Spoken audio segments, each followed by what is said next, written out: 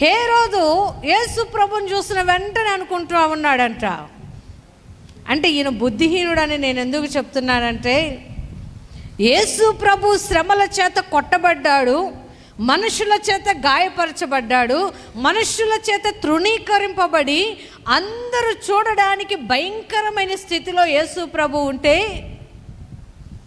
ఈయన ఏం అడగాలనుకుంటున్నాడంటే హృదయంలో, నాకు ఒక అద్భుతము చేసి చూపించని అడగాలనుకుంటున్నాడంట.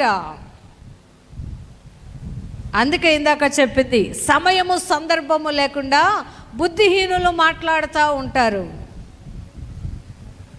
ఏ సమయంలో ఏది మాట్లాడాలో, ఏ సమయంలో ఏది అడగాలో, ఏ సమయంలో ఎలా ప్రవర్తించాలో తెలియని వారు బుద్ధిహీనులు.